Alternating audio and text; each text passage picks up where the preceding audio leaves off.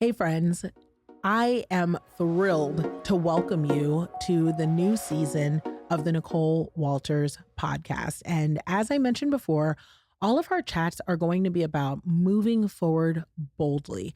And I know you're going to hear all these new year, new you things in the next coming weeks. And I want to let you know that we're starting now. Why do we have to wait for a magical marker of time in order to be our best selves and move forward and get the things we want and live the life that we deserve? And I got to tell you, after the journey that we've had over the past year with starting over, fresh starts, and talking about the learnings that are allowing us to move boldly, it's time for us to actually do it. So this chat that we're about to have is about the true American dream.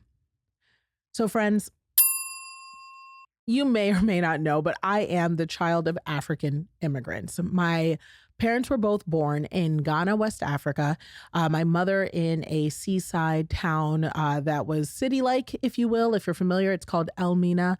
And my father was born in Wassa Ekropon, which is a village up north. And, you know, I jokingly call it a Discovery Channel village because the depictions of Africa always are fairly consistent, you know, online and inaccurate often. But truly, he grew up in a dirt floor, you know, small home, you know, that somewhat might refer to as a shack, you know, and really didn't have anything, no running water, no electricity. And he grew up very humbly. And both of my parents actually met when they came to the United States. And my mother was 18 and my father was, I believe, 24. And they met here, you know, because they came here for better options and a better life. And what's interesting is that I often think about what the American dream probably meant to them. And whether or not you are the child of an immigrant or you're an immigrant yourself or you're first generation and you're born here like me, but, you know, grew up in an immigrant household, or if you're someone who just grew up with old school parents or Southern parents or parents who, you know, had big dreams for you and had to work hard for them, we all know what it's like to have a vision of what we think our life should be. And in the spirit of this new season and speaking boldly, it kind of sucks right now. Like, everything is expensive. Mortgage rates are out of control. For those of us who've gone through transitions in our life, you know, like me with divorce or, you know, you with, you know, having a new baby or layoffs or, you know, financial things, everything feels like it's harder to do. And dreams feel like they're harder to reach. Sometimes it feels a little scary to even make them. And I don't know about you, but there are parts of me that worry about what it looks like for my kids and, you know, wanting to grow my family, what it looks like for my kids in the future. And honestly, what it looks like for me. You know, I'd love to, you know, buy a fancy pants home here in LA akin to the one that I used to have when I was, you know, in my previous marriage. And I have a great home now, really. Like, God is very good. I'm cared for, but it's not like, you know, ritzy ditzy or anything like that, you know, and that's fine. But when I tell you the idea of spending millions, which is what it costs to live in a home that's actually fairly reasonable out here in LA, just doesn't seem reasonable. I have friends who are raising whole families in one-bedroom apartments. And having grown up like that myself, I know that it is possible to still have so much love and to achieve so much and accomplish so much. So there's no shame in being someone who doesn't have much, but gosh, where's the space to dream?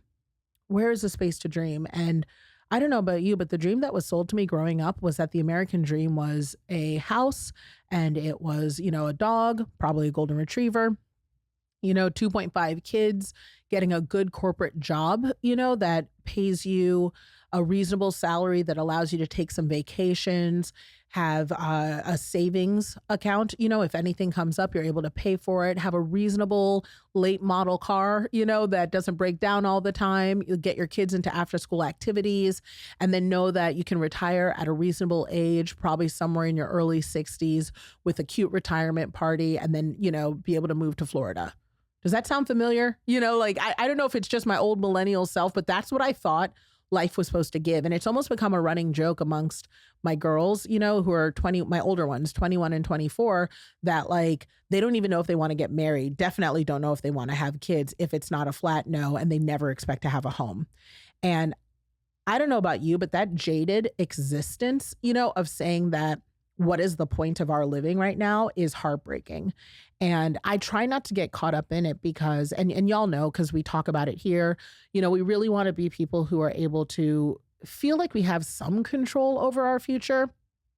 But what I want to speak to here is this idea that what we always have control over are how we want to design our dreams. Because this classic American dream concept, I don't know if it ever really existed, because that dream concept is rooted so heavily in money.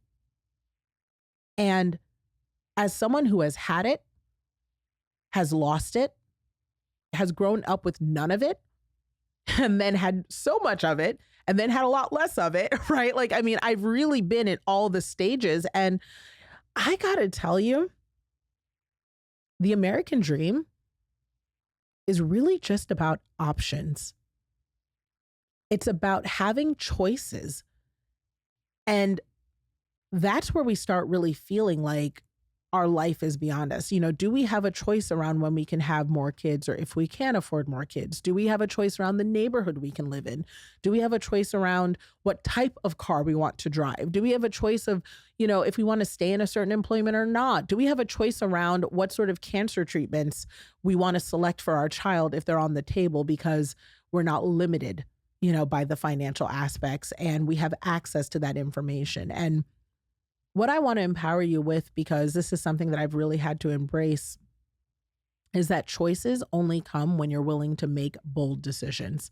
If you want to have more choices, you have to be willing to get uncomfortable. It's so interesting because the mindset around not having options is a learned one. And as women, as marginalized people, we are constantly told that we have less options than we actually do. And that is a form of control. People want to feed us our choices, so we select things that suit them. And I grew up seeing this in my home because whenever my mom had company coming over, which was infrequent, I think that the idea of having people in our home gave her so much anxiety because our home was small.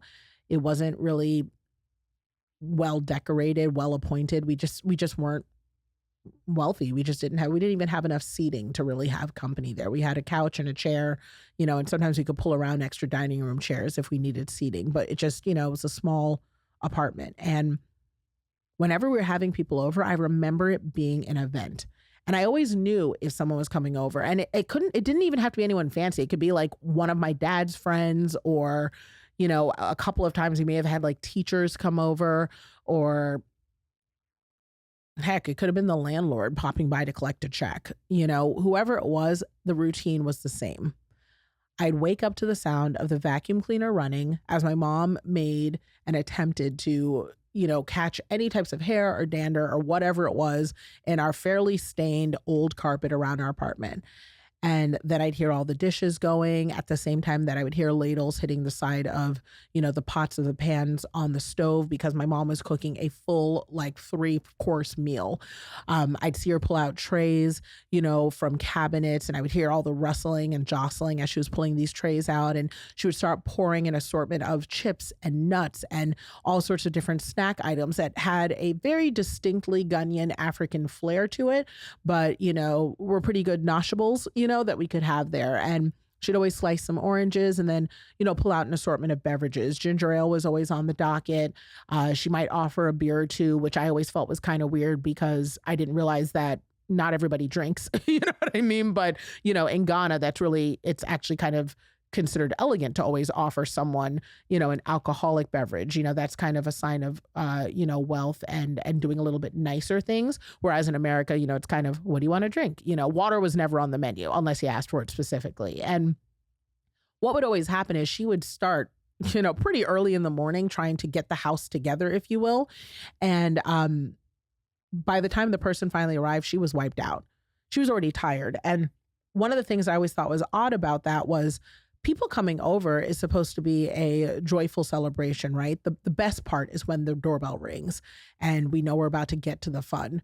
But the feeling I always had, and I could detect in my own mother, was that she felt like her options and her performance came before the joy even arrived. It was do all the work. And then by the time we'd reach the moment where we should be celebrating or enjoying the company or creating a memory, she was exhausted.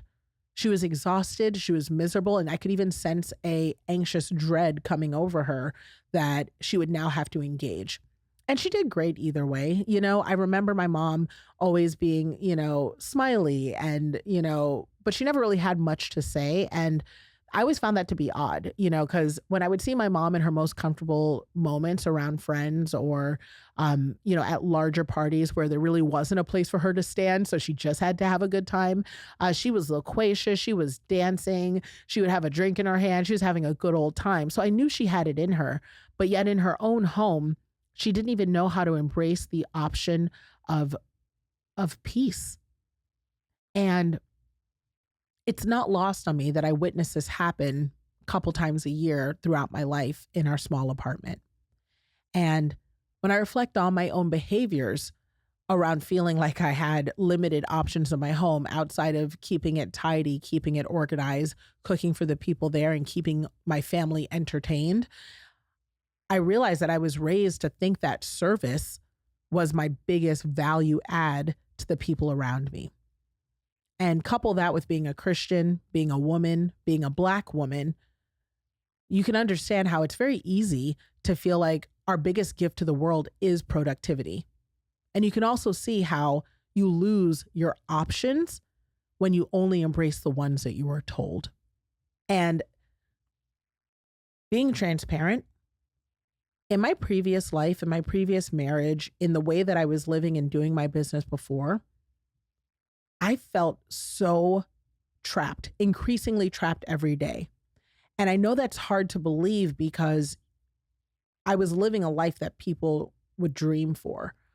I flew on private jets. Again, I had that incredible home. I had staff. There wasn't anything I couldn't buy, right? So therein, I was living the American dream, right? Rags to riches, an immigrant's child who now has all these things. But I was so damn lonely.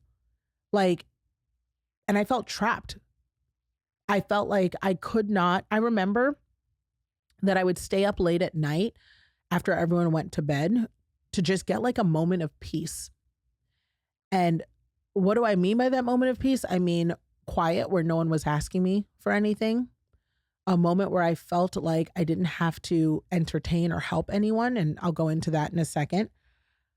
A moment where I felt like I didn't have to check email. I didn't have to watch a show that was like a family show, kind of a show that I wanted to watch. And I'm saying all of this knowing that if you're listening as, a mama or a sister or, even a single girl, you're hearing and knowing what I'm talking about, right? Like just having that moment to myself for myself, but then also realizing that I felt like I didn't get enough of that time and I didn't quite know how to shift it. And it wasn't until sort of the final years of my marriage that I realized that I did know how to shift it. I just didn't want to. Like I didn't want to have to do the thing that I knew would be required to get more choices, to have more options. Ugh, I feel teary just thinking about it because I remember the discomfort of sitting in that place. So I was sitting on my gorgeous blue velvet couch. If you ever watch my show, you've seen it, And, I love this couch. It was custom designed. It was super comfy and it was beautiful and it trapped all my dog hair on it, and I'd cozy up on this couch at night and I'd watch, a show and I'd be watching this like Bridgerton or something, and all I could think about was tomorrow I have to wake up and go to work, and tomorrow I'm back at the routine. And boy, am I really blessed. Like I would literally look around my house sometimes in awe because I grew up with nothing. I slept on a couch, until I was 12 in poverty, but here I am dozing off on a couch wealthy and still feeling trapped. Like I don't like my options or this isn't the life that I selected for myself. And a lot of that had to do with the lack of love that I felt in my home. And when I say love, I don't even mean just romantic or partner related love. I mean a lack of understanding and appreciation and worth, which, some of that is my own job, but also just generally feeling like my life is going to keep repeating itself in the same format over and over and over again until I decided to move and make something different happen. And so I was thinking before I decided I'd come here and chat with you today, how many times have you sat there and known and said to yourself, I need to quit this job. I need to quit this marriage. I need to quit this friendship. I need to leave this thing because I cannot remain here. Like there's parts of me that are dying off.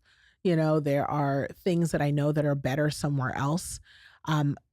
If anything, sometimes it's not even about the quitting or the leaving of where you are so much as honoring the call of where you're supposed to be. And when I tell you, for years, in repeating the same cycle of seeking that moment of peace in the evening, I would spend so many of those hours sitting there saying to myself, I'm not happy and I'm exhausted and there's so much good in my life and there's so much joy, but I need to leave. Like I need to not be here. I need to pursue peace, and better balance, around the joy in my life. And what that looks like is a divorce, that I need to be able to boldly say yes to myself and not in a selfish way. I think a lot of times people hear that and they say, well, if one of the options that you're seeking is more of you, that's not okay. And on many levels in our society right now, there is a lot of selfishness. There's a lot of self-centeredness, but I'm talking about the saying yes to yourself so that you can say yes to others. I needed to create more breathing room for me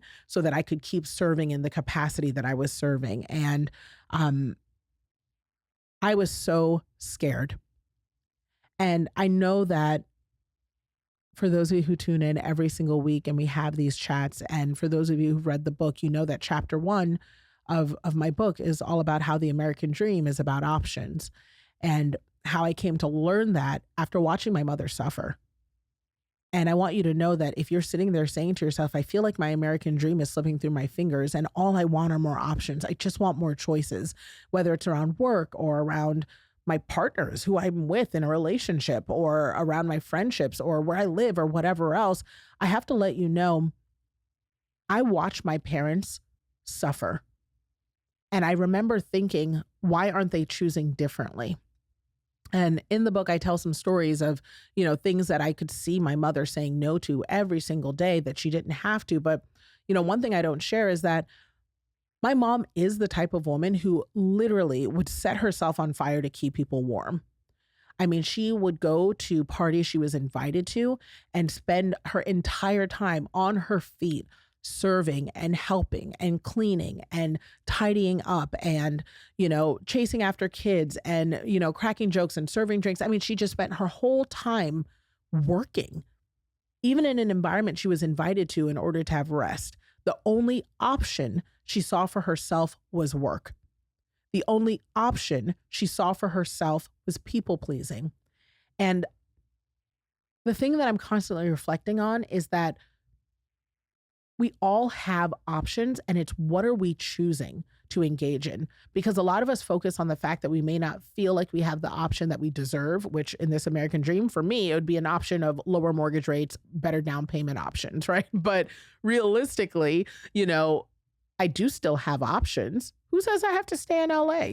Right? Who says that I have to live in a house? Who says that I can't have a nomadic lifestyle? There are lots of choices. It's just that, do I want to boldly consider them? So, when I was sitting on that couch feeling miserable, remembering how my mom would go to these parties and work so hard and act like it was her only choice because her highest value was, how do people view the way that I serve them? That was where she found her worth. And I say this to you hoping that some of this resonates with you, because some of you are bending over backwards to serve other people that wouldn't spend 5 minutes doing that for you. And I'm going to talk about our kids, because our kids don't, they don't owe us anything, but I'm talking about the grown adults in your life, and that includes your job. Are you bending over backwards to serve this thing that doesn't serve you because you think you lack options? And I want to encourage you to look around and see what your other options are, including the ones that you're not willing to consider because they're too bold. because they're too scary.